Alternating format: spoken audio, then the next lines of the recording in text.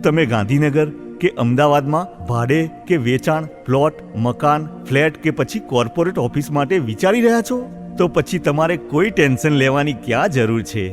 આજે જ અને અત્યારે જ દ્વિજ રિયલ એસ્ટેટનો સંપર્ક કરો. દિવ્યેન સોની.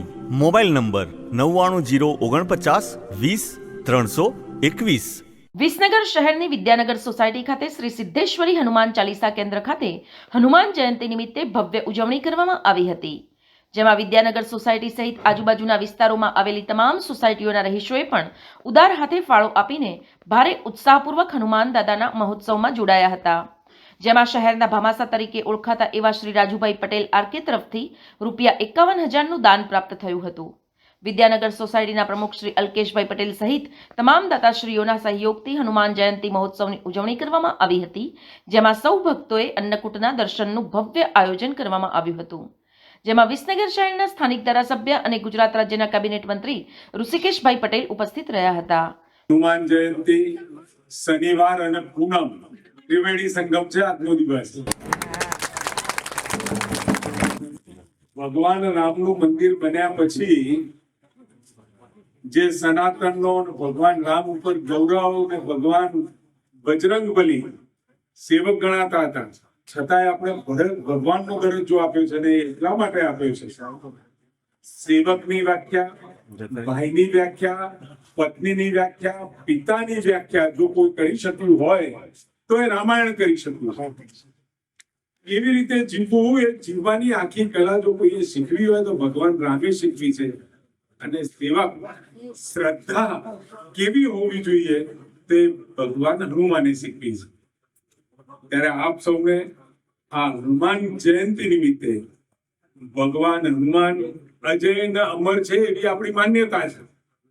3 વ્યક્તિઓ ઇતિહાસના તો ના કહેવાય, પરંતુ સનાતનના 3 પાત્રો એવા છે કે જેને આપણે માનીએ છીએ કે આજે પણ જીવન છે. એવા એક આ હનુમાનજી છે. આપણે જ્યાં પણ હોઈએ અને હનુમાનજીનો ચિરંજીવી, કદી એમનું મૃત્યુ થતું નથી, કદી એમનો મોક્ષ થતો નથી, એ સદાય આપણા વચ્ચે હાજરા જ હોય છે. એટલે આપણે કરેલા કામો, આપણે જીવન રૂટીનની અંદર જે આપણે કામો કરતા હોઈએ એ રૂટીનની અંદર પણ ભગવાનની સાક્ષી અને એ જે કર્મ કરીએ છીએ એ કર્મ ફળ પણ બંધાતું હોય. મારી આપ સૌને વિનંતી છે, દેરાણી જેઠાણીને સારું બને, સાસુ વહુને સારું બને, અને સારું બનાવવાની જવાબદારી કોની? આપણી છે. તમે નાના બાળકો હોય તમારા પોતાના, તો કેટલું સાચવો. જિંદગીમાં 2 અવસ્થાઓ એવી છે કે કોઈની મદદની જરૂર પડે. એક નાના બાળકોને જે મા બાપ એને પ્રેમ આપી અને એની તમામ જરૂરિયાતો, ચાલતા ના આવડતું હોય તો ચાલતા શીખવાડે, પડી જાય તો ઊભો કરે, અને ક્યાંક માંદો પડે ઉલટી કરે, ઝાડા કરે તો સાફ કરે. આવી બીજી અવસ્થા વૃદ્ધાવસ્થામાં આવતી છે.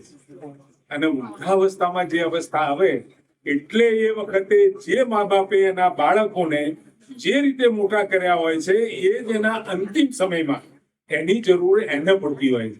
મારી બધી બહેનોને વિનંતી છે, તમારા સાસુ સસરા, તમારા મા બાપ એ હવે વૃદ્ધાવસ્થામાં તમારા બાળક સમાન હોય છે. એટલે બાળકને તમે પોતે જે રીતે સાચવતા હોય એ જ રીતે માતા પિતાને સાચવવા એ આપણી ફરજ બનતી હોય. કારણ કે આપણા સમાજની અંદર ઘણી વખત જોવા મળે છે કે વૃદ્ધાશ્રમો મા બાપને બહાર કાઢી દેવા અને ઘરની બહાર ખાવાનું પણ નહીં આપવું, આવું બધું ઘણી જગ્યાએ જવલ્લે કેટલા કિસ્સામાં જોવા મળે છે.